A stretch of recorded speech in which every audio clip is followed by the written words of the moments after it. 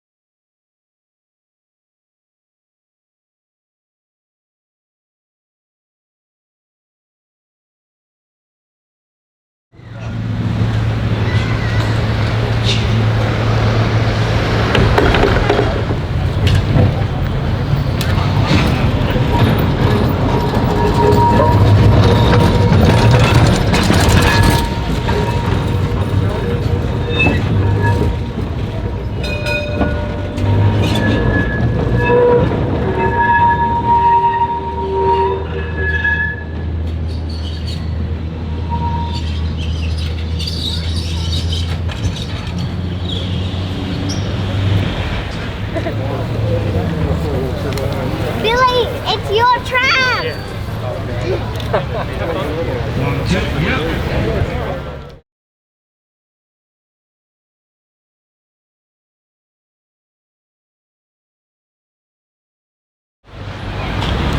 Hello, welcome everyone. What a turnout for a tram that was used as a feeding ground for farm animals. We are very fortunate to be in the position today to be launching this very historic tram. I'll give you more of an insight in how we nearly missed out on this tram shortly. My name is Paul Mong and I am the President of the Ballarat Tramway Museum. I would like to welcome everyone to this special occasion and also thank our special guests for their attendance in celebrating the launch of tram number 2. The Mayor of Ballarat, Daniel Maloney, Councillor Samantha McIntosh, Councillor Ben Taylor, the Mayor of Geelong, Trent Sullivan, CEO of Ballarat, Evan King, local member for Wendouree, Juliana Addison, Cogma executives Rod Atkins and Mel Rowe, the Shoppy family, Beth, Philip and John, and also the many guests that have travelled from other tram museums in Victoria, New South Wales and South Australia. I also would like to thank Neville Britton in organising this day. After many attempts, we have finally got here. Well done. Of course, this day wouldn't have happened if it wasn't for the dedication and commitment of our member, Warrington Cameron, and his family. In restoring this tram, could you please put your hands together and acknowledge this major achievement?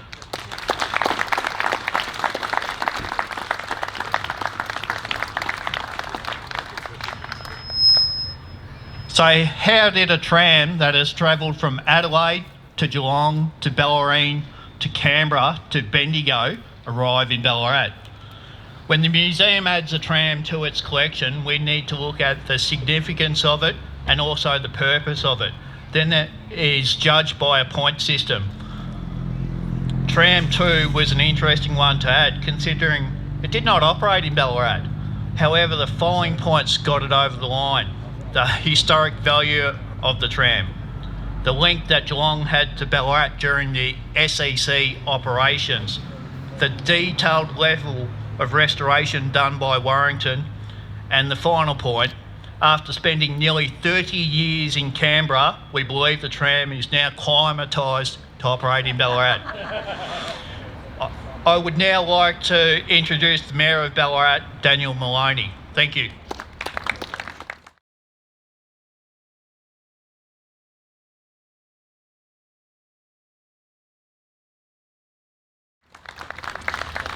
Thanks very much, Paul. Welcome, everyone. I won't go through the full list necessarily of dignitaries that Paul's already done, so thanks for that. It's a huge honour to be here today to witness the unveiling of such an important part of our history, of our near neighbours in Geelong's history as well. Before I begin, I'd like to acknowledge we're on Wadawurrung land, pay respects to elders past, present and emerging, and acknowledge that rich connection to the land and the waterways, and extend that love and respect to all Aboriginal and Torres Strait Islander people. I will, though, acknowledge Parliamentary Representative Juliana Addison. Juliana's team has helped us restore many of the tracks through here and will be soon restoring much more as we go forward over the next few months. Welcome as well to my councillor colleagues, Samantha McIntosh and Ben Taylor, both as former mayors who have done so much as well for the history and the heritage of this museum and this surrounds. A huge welcome to my Geelong counterpart, Councillor Trent Sullivan, the Mayor of Geelong. So we've stolen his tram and we're going to probably try to see if we can steal part of Cardinia Park and a few other things perhaps from Geelong as well. No, look, it is great to have a piece of Geelong history here as well, and we acknowledge our wonderful connections through to Geelong. And thank you as well to the Vice President of the Council Tramways Museum of Australasia, Mr. Rod Atkins, who's here, and Paul as President of the Tramway Museum for your excellent introduction. To Warrington Cameron, who's standing over there as well, you're an incredible preserver, restorer of this Geelong number 2 tram. we were fortunate to have a bit of a wander around before, and it just looks absolutely beautiful. This is going to be an incredible new addition to our beautiful new tram museum that's about to open sometime soon too. This tram will not only contribute a significant piece of the Geelong Tramway history, but it'll also bring back so many backstories with it to lead to so many fascinating conversations as well too. I think many people here have got great connections to the tram.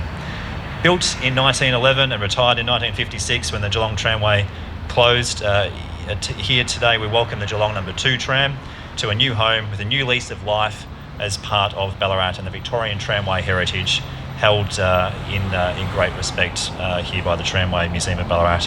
What a tremendous credit is to Warrington, who has put so much effort into that. And without Warrington's purchase of the No. 2 tram back in 1991, he and his supporters' dedication to restoring that magnificent piece of machinery behind me, it would not be with us here today.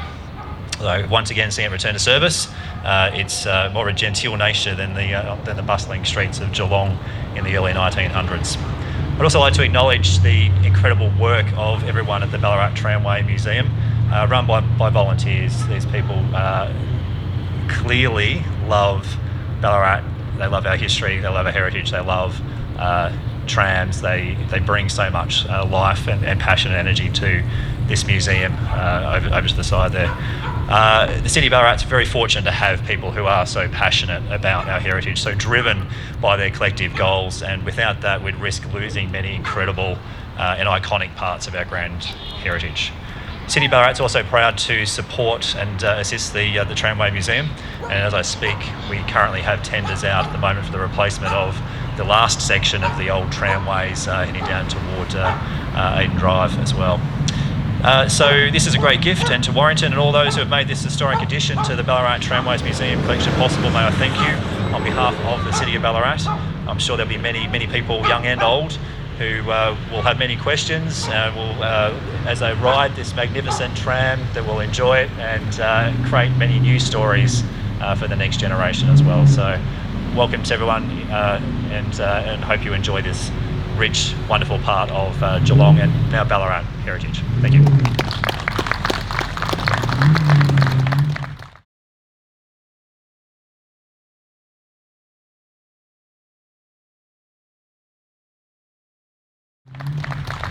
Thank you, Mayor Daniel Maloney. I'd like to invite Councillor and Mayor Trent Sullivan from Geelong up to speak. So we really do appreciate, obviously, Trent making the effort coming down to Ballarat to launch this tram. Thank you. Thank you very much, everybody, and how wonderful it is to be up here today in the incredible city of Ballarat. I would like to extend the acknowledgements to the traditional owners of the land here and pay respects to elders past, present, and emerging.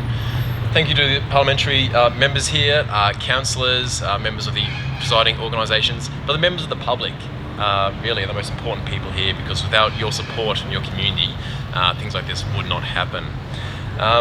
It's incredible to be here in the city of Ballarat, celebrating our Geelong tram. Slightly disappointing to myself that I have to travel all the way to Ballarat, which is a delightful drive, to see a piece of infrastructure, a fantastic item like this, which we clearly haven't been good enough to restore, but you've done it yourself, so we appreciate you looking at this important piece of history. That's not just for us, but for the wider region of Victoria as well. Not many people in Geelong these days recognise how the tram system, the network that was built there, and how important it was. And I so dearly wish that we had have kept it. It would have solved a lot of my gridlock problems at the moment with the roads in Geelong. But it's just incredible to see the condition that these can be restored to. From what was it? A feedlot? A cow feeding something the Ballarat Peninsula was used originally for a while. To see it restored to former glory, looking even better than before, it is fantastic. Because without our heritage, we really don't have much, and it's always spectacular to come to Ballarat and just see how you take care and preserve, and how proud you are of your heritage as a city, as a wider municipality. Sadly, a lot of places like Melbourne, like Geelong, we have lost a lot of our heritage through poor decisions, and it's something we are desperately trying to rectify now. So to look to Ballarat and see the great job you're doing here, it's always fantastic to visit, and always see the good work that you are doing. Now, it takes a dedicated team, a driven team, a very much a talented team to do the great work that's been happening here, to restore this over 30 years. That is definitely a work of passion, and it certainly shows. Learning about the challenges, the specialists that needs to be involved, the equipment, to try to restore from something from nearly 100 years ago. It's no easy work, engineering-wise, mechanically. It takes a lot of effort and a lot of passion about it. So absolutely congratulations to everybody, the team involved. This is just a magnificent piece of equipment that I can't wait to see rolling along the lines. Warrington, your unwavering passion is truly a gift to the community, to the people of Ballarat, to the people of Greater Geelong. Hundreds of thousands of people will now get to enjoy the hard work that you've put into this. And I'm sure that people from Greater Geelong will come up here in absolute droves to see an iconic part of our past, which we're so ecstatic to see now will be utilised again in this fantastic city. I believe Mayor Maloney and I are going to have the pleasure of a quick drive under strict supervision, I'm sure. But it's lucky that this is exactly on its network. But I cannot wait to see this in action. I can't wait to visit again to see this tram around this fantastic city. And thank you once again for having us. The City of Greater Geelong, thanks to everybody here. Cheers.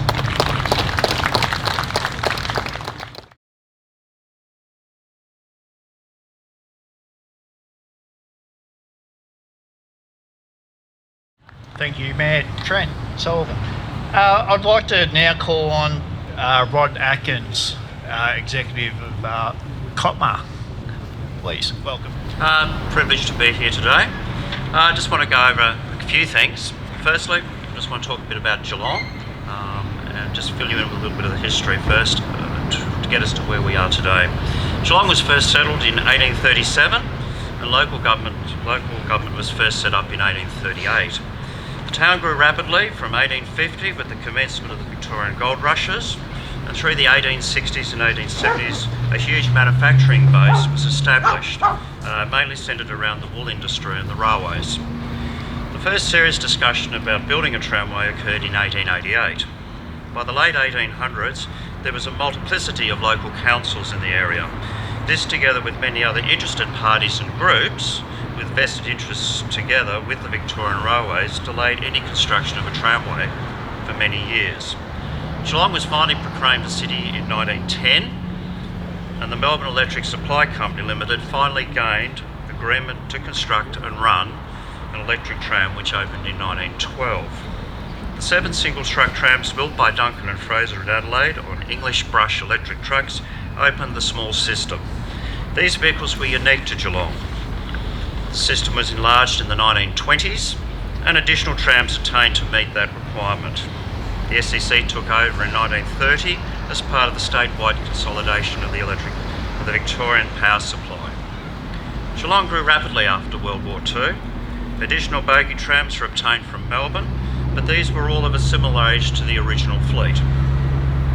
At the peak of the system, the trams ran from the centre of Geelong and the railway station to Belmont, East, Eastern Park, Chilwell, Newtown, West, North, and prior to the 1930s the tram service to the wharf was replaced with a short extension to the beach at Eastern Beach. An inquiry in 1955 of the system recommended it should be replaced with private buses. This was actioned on very swiftly and the system closed in 1956 after only 44 years of operation. Naturally, this was met with opposition by many in Geelong. The population in Geelong in 1912 was around 30,000. By 1956 it had reached 73,000 and growing rapidly.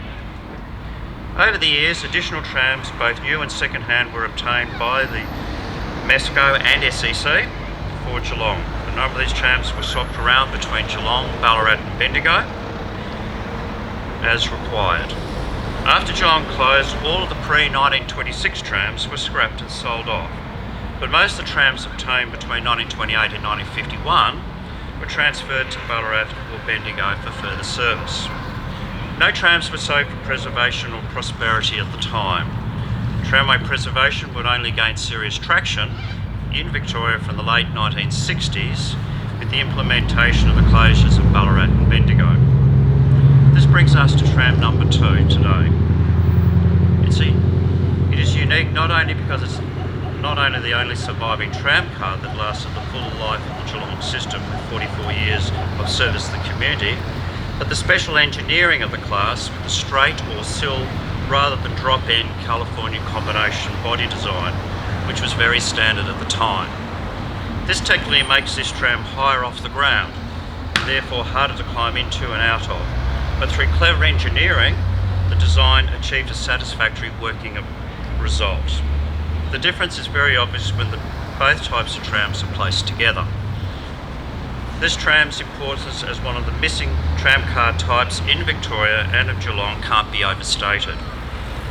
Today, some 65 years after the Geelong system closed, we can now ride this truly original and unique tram car. For this to happen successfully, Warrington is engaged over many years the help and assistance of countless individuals and tramway groups throughout Australia. The true spirit of COPMA of working together. The end result can only be described as truly amazing. Thank you.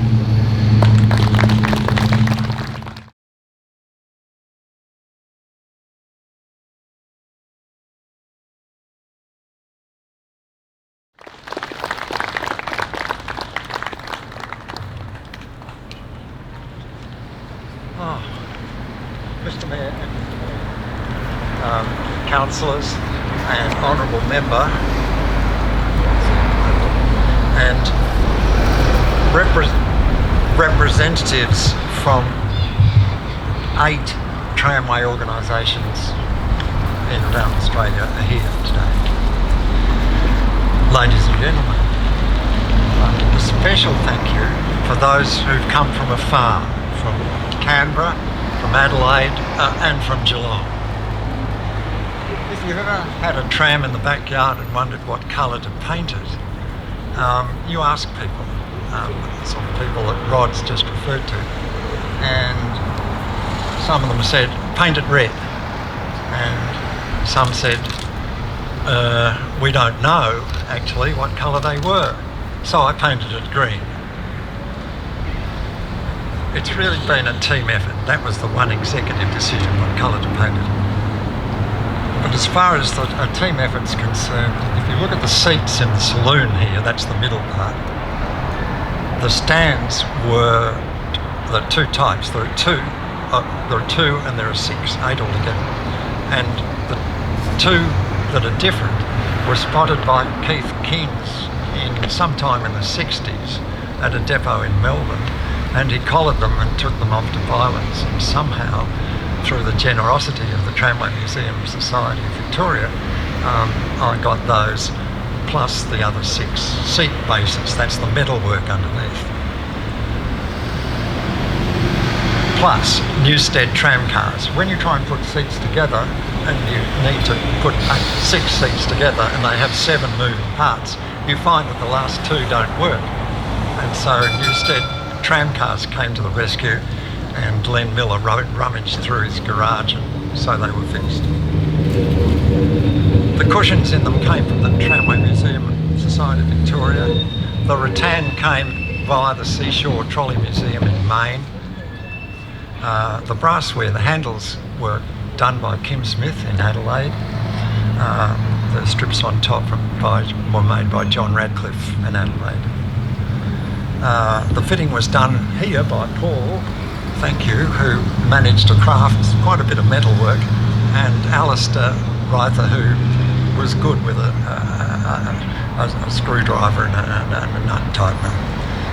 And of course, we needed someone to test the seats to make sure they were comfortable. Neville Britton, thank you for that. You did it. That was tremendous. And thank you for everything else too. The tram resulted from 2 phone calls.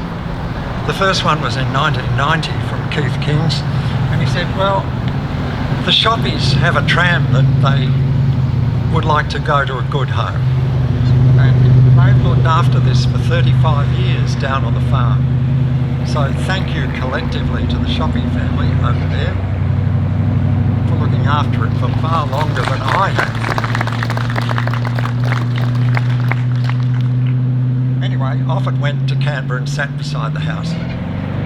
The second phone call, 2003, Dale Butt on the phone. Dale lived about a good 5-iron shot from where we lived in Canberra. And he said, the Sydney Tramway Museum is bringing along a container with 4 trucks. Now, a truck is not what you think it is. A truck is that black thing underneath there with wheels and motors and things. We found them at the back of the Brussels Transport Museum depot, derelict, sort of discarded stuff. Would you like one? Well, it took me about 3 seconds to say yes, and from then on, it's downhill all the way. And so there's the result. Bendigo Tramways in 2005, Kim Smith did manage the cleaning up the truck and getting it to work. And in 2020, the Bendigo Tramways did all the mechanical work, the wiring, and we've got Will Adams from Bendigo Tramways representing them. So thank you, all of you. At Ballarat, special thanks to Neville Britton and his team, who've done a wonderful job looking after it and actually making it run. It's different when you actually got to clean things up and get them going. And last but most importantly, my thanks to Patricia, my wife, who, as I was often heading out the back door with a screwdriver or a can of paint or a 16-pound sledgehammer heading for the tram, she didn't comment. She understood. So thank you. I'm most grateful. Thank you.